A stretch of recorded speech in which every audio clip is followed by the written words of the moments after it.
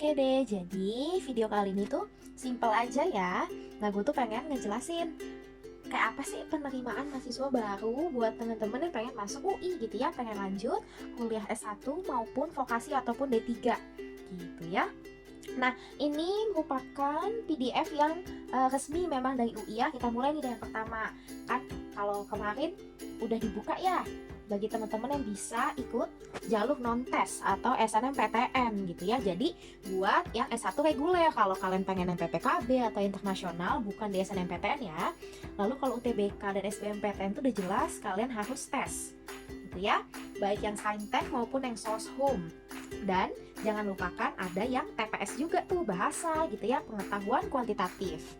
Lalu kalau yang dikelola langsung oleh UI, yang pertama ada PPKB. Nah, ini bagi teman-teman yang mau masuk atau mencoba ke S1 paralel. Jadi kan kalau reguler itu hanya menerima yang lulusan tahun itu dan 2 tahun sebelumnya. Kalau mungkin yang 3 tahun, 5 tahun atau bahkan lebih gitu ya, itu bisa gitu ya coba di paralel gitu kan. Jadi nanti kalau ada temennya gitu ya, misalkan udah masuk nih kuliah gitu, oh ada yang ternyata bukan seumuran, itu wajar kalau ketemunya di paralel ya.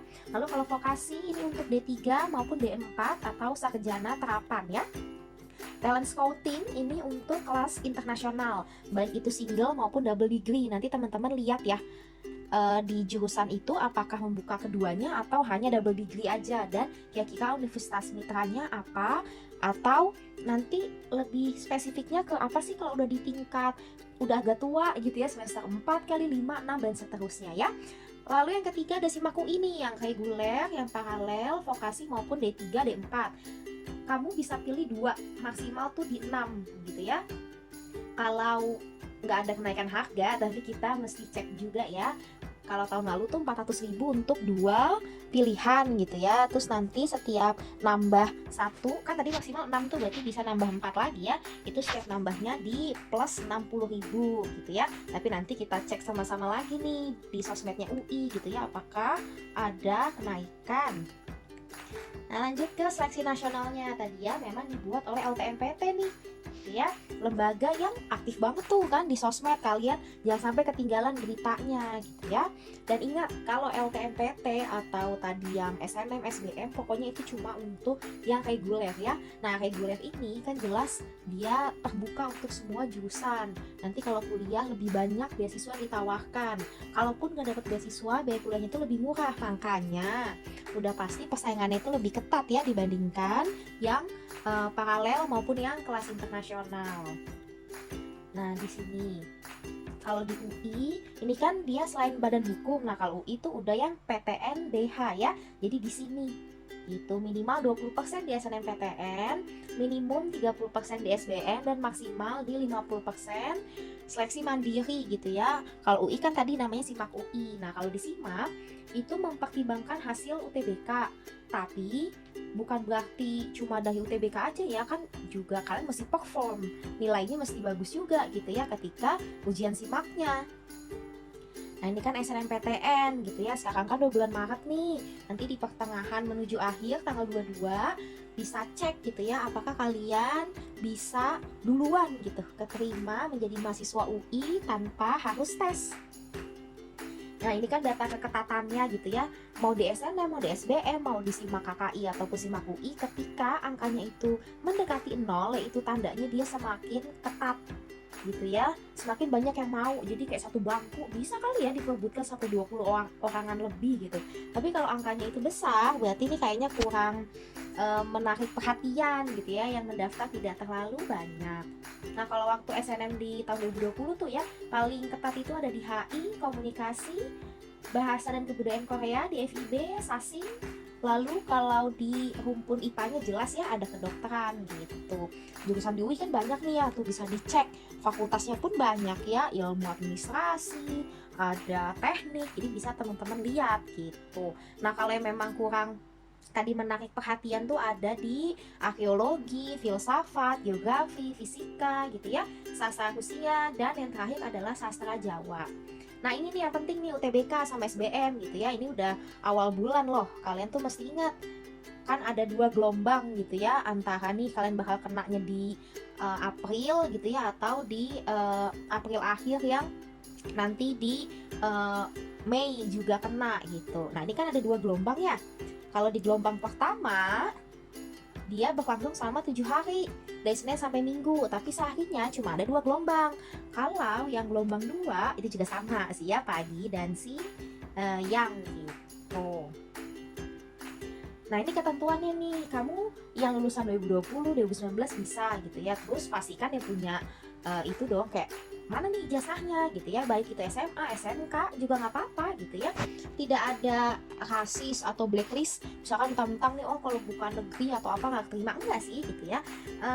Ya dilihat juga nanti nilai kalian gimana. Dan kalau di UTBK gitu sih udah fair lah, beda sama SNM yang memang suka nggak suka ada indeks sekolah gitu ya. Jadi dilihat nih bagaimana track record dari seniornya terdahulu. Terus kalau untuk yang mau pilih jurusan seni atau olahraga ya wajib mengunggah portofolio. Tapi kalau di UI kan nggak ada ya. Ini mungkin buat yang mau pilih kayak di UNJ dan seterusnya gitu ya. Nah di sini lo tuh bisa pilih 2 jurusan di 1 PTN atau maksimal satu di PTN yang berbeda ya. Tuh udah bisa registrasi akun mulai tanggal 7 sampai 12 Maret nih gitu ya. Terus udah bisa daftar dari tanggal 15 sampai 1 April. Nah gelombangnya kan tadi ada 2 ya, dilaksanakan tanggal 12 sampai 18 April dan 26 April sampai 2 Mei begitu. Nah pengumuman hasilnya itu di pertengahan Juni ya, 14 Juni gitu. Nah ini ada sekilas hari liburnya tuh apa aja gitu ya, yang ada nyelip-nyelip nih ketika jadwal UTBK SBM.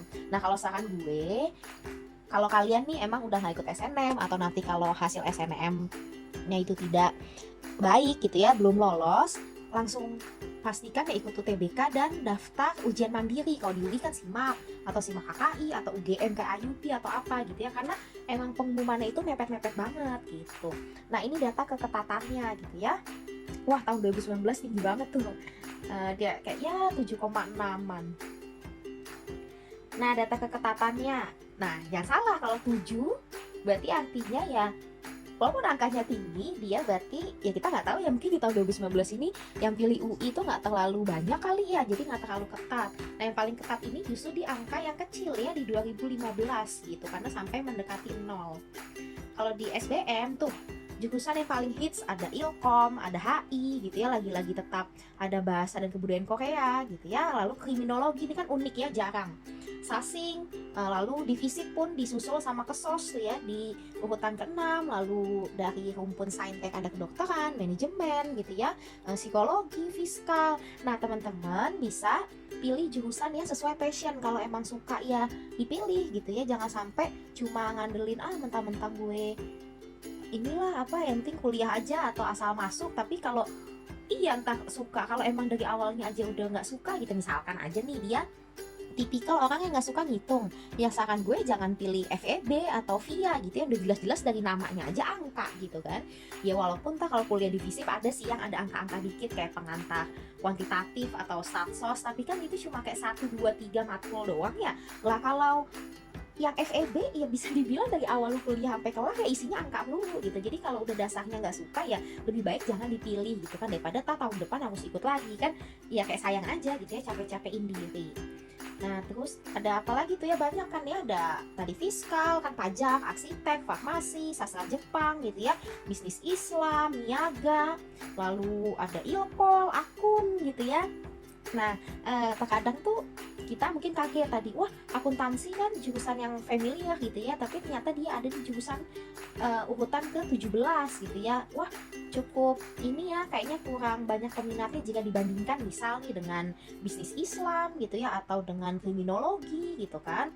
Nah kadang ya gimana ya, namanya mental orang kan, suka aduh gue kok mau pilih yang sebenarnya bagus banget atau gue suka banget tapi takut karena ketinggian gitu. Jadi ya terkadang yang jurusannya justru wah tadi gitu ya, kayak semua orang tuh bapak-bapak, ibu-ibu tahu tuh ya kan, tapi justru anaknya nggak mau milih gitu ya. Nah ini bisa dilihat tuh ada gizi gitu ya, tuh ilkom ilmu ekonomi gitu ya, IE dia ada di urutan 37 gitu kan. Terus filsafat di 43, ilmu ekonomi Islam. Nah di FEB itu nggak cuma yang ilmu ekonomi konvensional aja gitu ya, ada yang memang dari jurusannya aja, ada Islamnya gitu, ilmu ekonomi Islam, bisnis Islam gitu ya. Terus cari jurusan yang kayaknya nih kalau gue nggak terima di pilihan pertama, bisa kali ya gue lempar di pilihan kedua. Misalkan boleh nih pilihnya kedokteran, lalu turunin ke bawahnya bisa nih jadi perawat gitu ya, atau kesmas ya, ilmu kesehatan masyarakat ini ada di FKM. Sampai di keketatan yang kayaknya kurang, ya bolehlah mungkin chance-nya lebih tinggi gitu ya, kayak geofisika, teknik bioproses, geologi, geografi, kimia, sastra Jawa gitu ya, sampai di akhirnya ini kalau di tahun 2020 fisika. Nah ini data keketatannya tadi ya, yang paling ketat itu memang di SIMAK gitu. Kalau SNM kan yang bisa ikut aja nggak terlalu banyak gitu ya. Lalu yang SBM mungkin masih udah deh, gue satu di Jakarta, satu gue lempar mana gitu. Nah di SIMAK ini kan kayak siapapun bisa milih, jadi memang cukup ketat. Nah waktu di tahun 2017-18 itu sempat SIMAK UI tidak membuka untuk kelas reguler gitu ya, makanya di situ datanya tidak ada. Oke?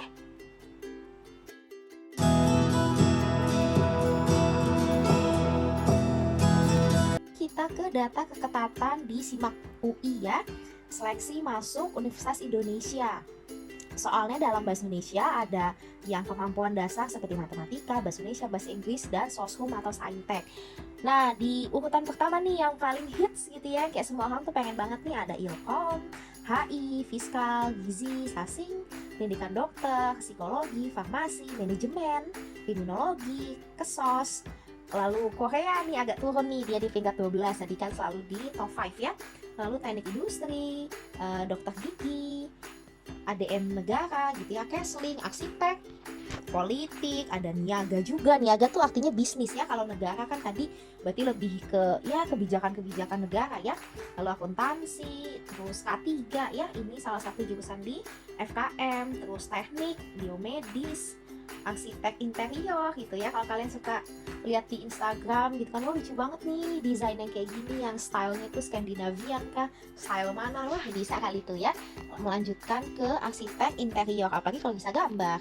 Terus ada teknik sipil, statistika gitu ya, ilmu hukum, kesmas, bisnis Islam, aktuaria gitu ya, sistem informasi ini ada di Fasilkom ya, Ilkom, ilmu komputer ya, bukan ilmu komunikasi nih. Lalu ada sosio divisi, teknik udah pasti ya, ada di FT, matematik FMIPA, teknik lingkungan ya, namanya juga teknik, masih di teknik. Ilmu perpustakaan, nah ini agak unik, kalian jangan mikir perpus yang konvensional yang kayak zaman SD, SMP gitu ya. Ini mereka tuh semi kayak Fasilkom juga loh, mereka harus tahu coding, bagaimana cara nge-sort gitu ya, kayak ngatur-ngatur segala macam. Coba bayangkan kalau kita kerja dengan segitu banyaknya gitu ya, sesuatu yang dikelompokkan. Nah ini kan berarti mereka harus bisa coding gitu. Lalu Sasindo di FIB, sastra Jepang juga di FIB, geofisika, ada teknik komputer. Nah teknik komputer ini di teknik gitu ya, kalau ilmu komputernya baru di Fasilkom. Ada teknik mesin, ada IE, ada antropologi, antrop ya, anak fisik. Lalu filsafat di FIB, perkapalan di teknik lagi tapi metalurgi. Lalu sastra Jerman gitu ya, ilmu ekonomi Islam, teknik kimia, ilmu keperawatan. Nah ini masuk setnya itu sekarang di dalam rumpun RIK ya, rumpun ilmu kesehatan. Kalau waktu dulu dia punya fakultas sendiri, tapi sekarang sudah bersatu dengan kedokteran dan kedokteran gigi. Ilmu keperawatan tadi ya, ada sastra Arab nih di FIB, arkeologi, biologi di MIPA, lalu sastra pasti di FIB juga, teknik ya di teknik gitu ya. Lalu sasbel nih, ini juga unik, jarang di universitas lain. Lalu sejarah juga temennya sasbel di FIB, kimia di MIPA ya. Ada geologi, geografi, sastra Jawa dan sastra Cina, sampai lagi-lagi fisika menjadi prodi yang keketatannya itu paling rendah dibandingkan jurusan yang lain. Nah sekarang berarti masuk ke jalur yang masuk UI-nya kan udah tahu tadi. Kalau seleksi yang nasional berarti melalui SNM dan SBM. Kalau mandiri itu ya berarti melalui SIMAK UI nih. Nanti ya disesuaikan dengan budget, dengan ya kayak minat kalian gitu ya. Karena suka nggak suka kalau masuknya lewat paralel ya biayanya memang lebih mahal. Apalagi kalau kelas internasional, jadi harus siap lahir batin nih duitnya juga ya. Nah ini nih kuotanya. Kalau pengen masuk banyak di reguler, ya kalian vianya itu simak ya, karena kalau di SNM hanya 20% dan di SBM 30%.